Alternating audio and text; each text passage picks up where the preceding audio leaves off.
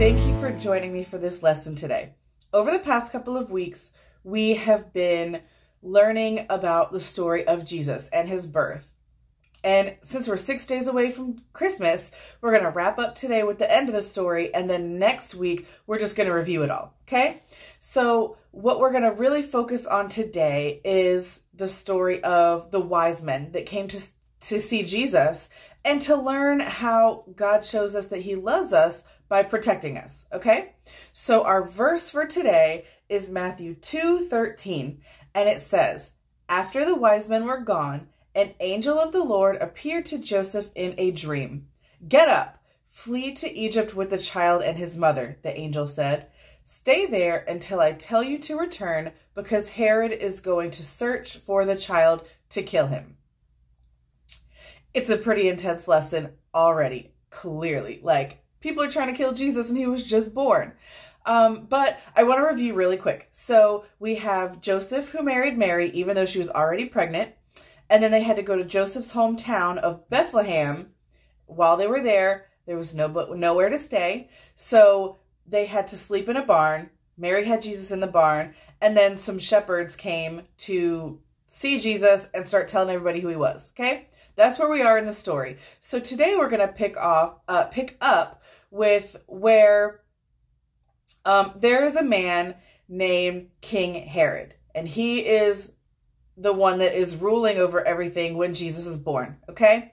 So we have these wise men, and they see a star in the sky, and they're like, "Oh, snap, Jesus is born, let's go see him." So instead of going to Bethlehem, they end up in Jerusalem, and that's where King Herod is. So they meet up with King Herod, and they're like, "Hey, bro, like, what's up? We're trying to find the newborn king of the Jews. Where is he? Like, what was he doing? Where are you keeping him? Like, what's up?"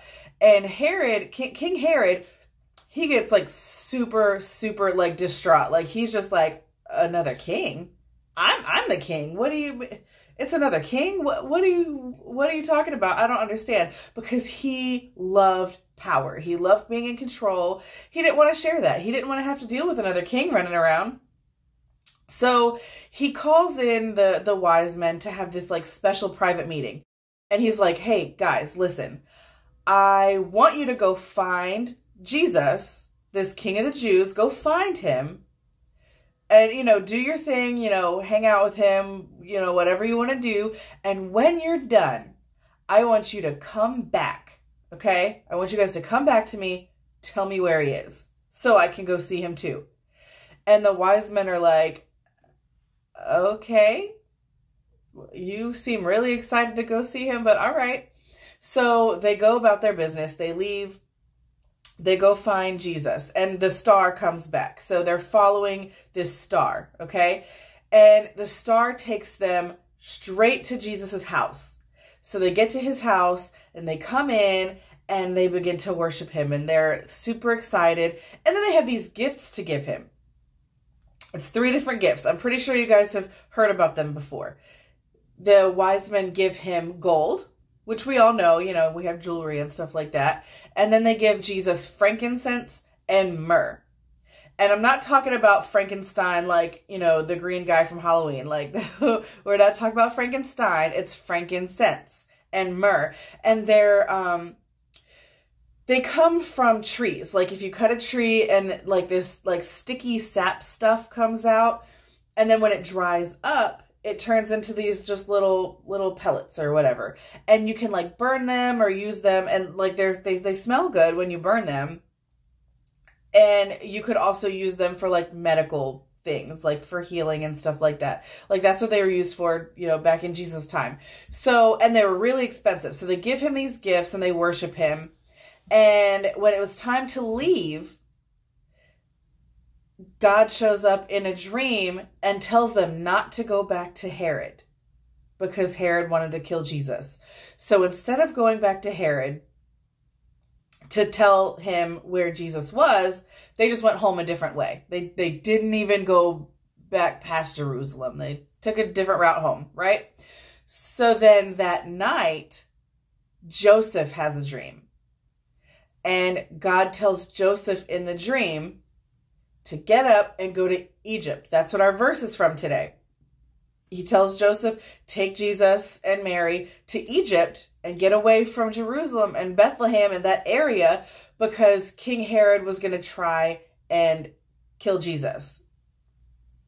So they get up and they leave, and that night, during that time frame, King Herod finds out that the wise men never come back, and he gets so angry that he decides that he starts thinking, and he's like, okay, well, the wise men showed up. They were talking about this star. We found out when the star first came up. It has to be within the past 2 years. So this is what I'm going to do. He decides to kill all of the baby boys 2 years old and younger, because he wanted to try and get rid of Jesus, because he's like, I don't have time for this competition. We got to get rid of homeboy. Even though he's a baby, like, he was jealous of a baby. That's crazy, right? So he decides to just kill all the boys 2 years old and younger. Super sad. Like, and everybody in that area is upset, but Jesus got out, because Joseph, his dad on earth, because we know God is his father, but, you know, the man that was helping take care of him on earth, his earthly dad, he was able to hear from God and listen and follow instructions. When he got the instructions to leave, he was like, hey, get up, pack your stuff, we're out. So they go to Egypt. While they're in Egypt, they stay there until King Herod dies. And then Joseph has another dream. And in that dream, God tells Joseph, it's okay to go back to Israel, which is like the overall land they lived in. Like, that's where Bethlehem and Jerusalem and all those areas are. So he says, you can go back to Israel now. So Joseph is on his way back, but while they're traveling, wherever Joseph planned on going, God stopped him. And instead, they ended up going back to Nazareth, which is where Mary was from. Remember, if you go back to our first lesson when we started talking about the story of Jesus' birth, Mary and Joseph were living in Nazareth, but they had to go to Jerusalem. Or Bethlehem. They had to go to Bethlehem.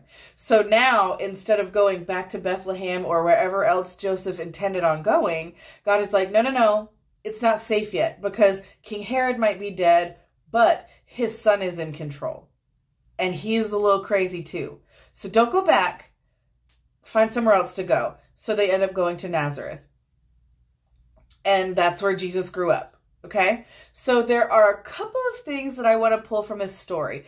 The main point, the main thing I want you to really understand is how much God loves you. He loves you so much that he will do anything he can to protect you. Okay? So in our story, there are 3 different ways that God protected Jesus, and we're going to look at each one. So first, he protected Jesus by telling the wise men not to go back to King Herod. So how does that apply to our life? Okay, so he will change the plans of people around us to keep us safe. So for instance, say we're driving in a car. We'll say I'm driving and you're in the passenger seat or in the back seat or wherever. Okay, so we're driving along, and God just kind of like speaks to me real quick, and he's like, hey, don't turn right here, turn left. And I'll be like, okay, whatever, God, I'll do what you say. So I turn left. And then that night, we see there was like a big car accident on that street where we would have turned right.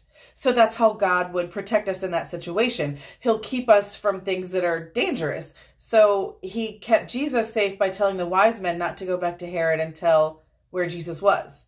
Okay? So for us, he'll keep us safe by telling people around us things to do that will keep us safe. Second thing, God protected Jesus by telling Joseph to go to Egypt. So he'll protect us in a similar way by placing people in our lives that are able to hear from God. That is so important, to have people that are able to listen to the voice of God when it comes to like your life. So for you, an example of that person might be like your pastor or your youth pastor or another like leader or adult that has a good relationship with God that can hear his voice. That way, when you have something in your life going on, they can, talk to God, and God can say, well, give them this advice or give them that advice. And then they're going to be able to talk to you and say, well, God told me that you should do this or you should do that or whatever, to give you wise and good advice or direction. Okay. So we need someone that can hear from God on our behalf, right? And then number 3, the third way that God protected Jesus was by having Joseph change his plans. And God spoke to Joseph and said, hey, instead of going this way, go this way. And God will do the same thing for us. He'll talk to us personally the way he talked to Joseph personally. Okay, so when we have something going on, we don't always have to depend on other people hearing from God. We have to be able to do that for ourselves. That way God can speak to us personally and give us direction. Sometimes it's kind of hard to hear on certain things and we need other people. But there are other times when our best bet is hearing straight from God ourselves. So God spoke to Joseph and said, don't go where you were going to go. Go to Nazareth. And he'll do the same thing for us when it comes to plans that we have or things we want to do. God can see the bigger picture when we can't. So if we want to go to a certain school or go to a party or whatever, God can stop us and step in and say, no, don't go to that school, go to that school. Or, you know what, don't go to that party, stay home tonight. Or whatever the case is, God will speak to us personally to keep us safe because he can see the bigger picture. He knows what's going to happen before it happens. So he can prevent us from walking into something that's going to harm us. Okay. So next week, we are going to go over the whole story, and I'll give you a tip right now. Tune in because the video that we're going to watch is super cute if you follow the written lessons, and I'll post a link for it too. So tune in next week. I hope you guys have learned a lot about the story of Jesus and how you can apply things that happened to him to your lives.